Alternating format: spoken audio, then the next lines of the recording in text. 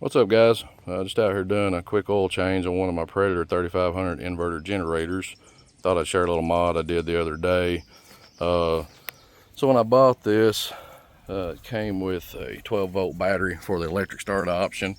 I took the battery out when I bought it 4 years ago and stored it in the house. Pulled the battery out the other day. It was sitting at 8 volts. Put a battery charger on it, charged it up. Checked the battery the next day, and it was sitting back down at 8, so it was a bad battery. So I figured I'd go this route instead of spending 40 or 50 bucks on a replacement battery, since I already have several of these Milwaukee batteries laying around. So here's the battery compartment. Predator put, I think it was a 10 amp inline fuse.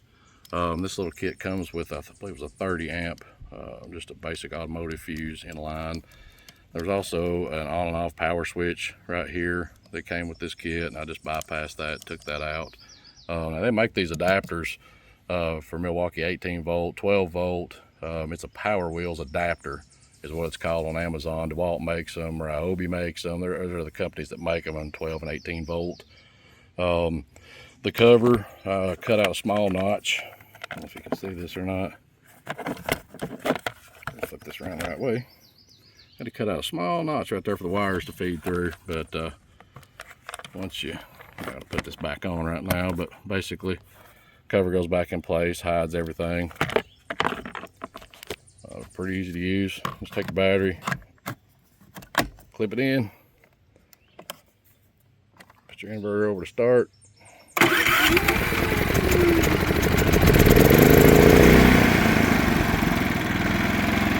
your battery out. Keep them stored in the house if you like.